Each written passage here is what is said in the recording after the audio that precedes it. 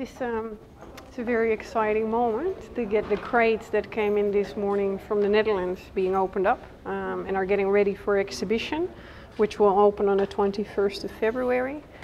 This is one of the 3 crates that have come in this morning and containing about 300 artifacts that were allocated to the Netherlands in the 1970s and 80s from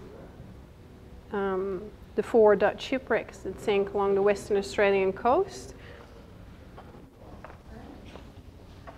Okay. And yeah, they're beautiful. We have a look. Here's some of the material that has returned. You can see some scissors, some lead weight. Here's a clasp of a 17th century book, and the nice thing is that upstairs we have the actual remains of this particular book. So with this collection coming back, we get collection items that are joining together again after 20 years. And it's interesting because this particular book is the earliest book that we have in Western Australia, the earliest historic remains of probably something that was a little Bible or a navigational manuscript. The Dutch government, the Netherlands government and the Australian governments, they came together and had a long series of meetings that resulted in a bilateral agreement, which is referred to today as the ANCODS agreement, which is basically the Australia and the Netherlands concerning old Dutch shipwrecks. And that agreement was basically set up to protect the 4 shipwrecks, the 4 Dutch East India Company shipwrecks that we have in Western Australia, the Batavia, the Gilt Dragon, the Zeewick and the Zuidorp, 216th and 217th and 218th century shipwrecks, to protect them legally, but also to, together with the Netherlands and Australia, manage the collection and make sure that it would stay in one place as close to the excavations, the archaeological excavations as possible, and that it would stay under the management of the institution and the archaeologists who have excavated this material, because we're curating the material here, but we also curate the data from those excavations. And of course that needs to be together so we can research this material as best as possible. Now, at some point, the Netherlands said, well, we have a particular interest in it as well, and we like to get a small representative part of this collection for Dutch museums, but also available for Dutch researchers. And so in the 80s and the 1990s, they divided part of this, of the whole collection that was in the Western Australian Museum, and shipped a small part of it to the Netherlands, where it was divided over several museums. And then in 2006, during the commemoration of the Dutch sailing the Australian coast in 1606, the Dutch Minister for Education, Maria van der Hoeven, she thought, well, we have all this material in the Netherlands divided over several museums, and that really doesn't fit with modern day museum ethics. And that all should actually be in Australia with the Western Australian Museum. And then it took a few years when bureaucracy sets in, things need to be signed, approval needs to be get. And so it wasn't until the 15th of September 2010 that both governments, the Australian and the Netherlands government, signed an agreement to bring this material, to repatriate this material back to Australia. And that's what we see here. This is one of 3 crates, about 300 artifacts, varying from bricks that were carried as ballast and later to be used as building materials in Batavia, to small items, personal items as you see here, like a little writing pen, buckles from belts on shoes, little seals, as you can see here, that was used on spare sails as a maker's mark, a thimble, and even, as you can see here, a small piece of a trumpet, a 17th century trumpet, of which we have the rest of it here already. So again, that material will be together again from today on. Here are the coins that were allocated to the Dutch collection. There are about 800 of them. And by the same token, 800 were allocated to the Australian National Maritime Museum. Of course, these Dutch shipwrecks, or these Dutch East India Company ships, they carried a lot of specie, if we call it, or coinage, to facilitate the trade in Asia. And what they did in the early times is that they would, of course, when they just started this trade, they brought a lot of the coins from the Netherlands, so they were German or Dutch coinage of the time. But of course, in Asia, they had been trading with the Portuguese for 100 years. And so this new coinage that came in wasn't really trusted. They much more trusted, the Asians or Indonesians much more trusted Spanish money, because they'd seen that for 100 years. And the Dutch quite quickly picked up on that. So by the time the Zuiddorp or the Zeewijk sank, you'll see there's a lot more Spanish coinage on board these ships, because it was just easier to trade with. It had more value in a sense. And these particular gilt dragon coins, they were sent to the Netherlands, to the Money Museum. And when our numismatist, Walter Bloom, went over there a few years ago, they had never even opened the box, because they have shipwreck money. When you look at it, it doesn't preserve very well. And of course, they would have the same type of coinage in the Netherlands, in the Money Museum, in a much better state of preservation. So they were not interested necessarily in opening that box and put it on display. Yeah, these are apothecary jars. They're from the Batavia, definitely, because you don't see these anymore after 1650.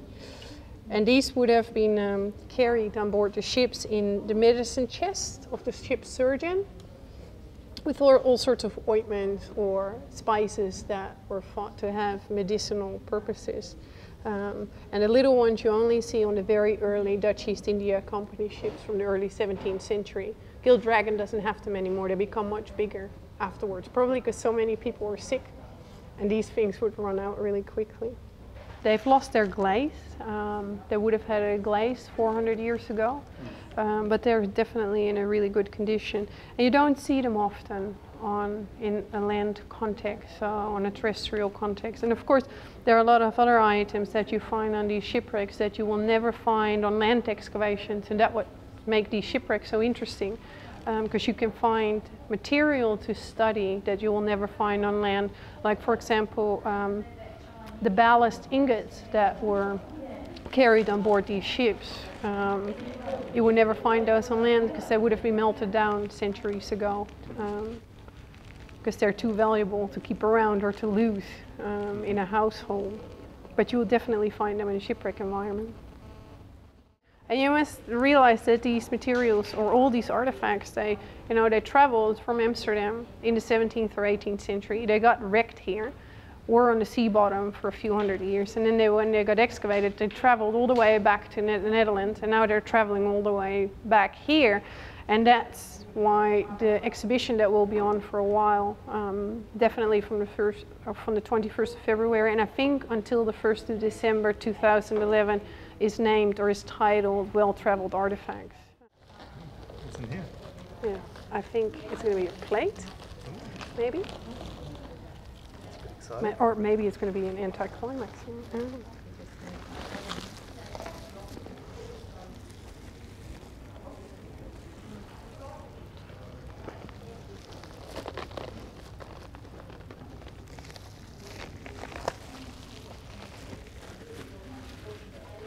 This is something really well packed, so it must be something very fragile.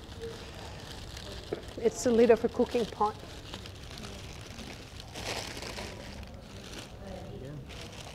Very well preserved again, just like those. The pot itself didn't survive. We have pieces of these cooking pots, but we don't have a complete pot. And this particular one is from the gilt dragon. And again, these type of materials you would hardly find on land, because they would have been melted down and the metals would have been reused during the ages. That's really nice. It's a tab. I'm just trying to look. These were found on all the 4 Dutch shipwrecks. This particular one is from Gilt Dragon. And this is something you'll find on every Dutch East India Company ship that would have been sailing from Amsterdam or other places in the Netherlands to the Indies.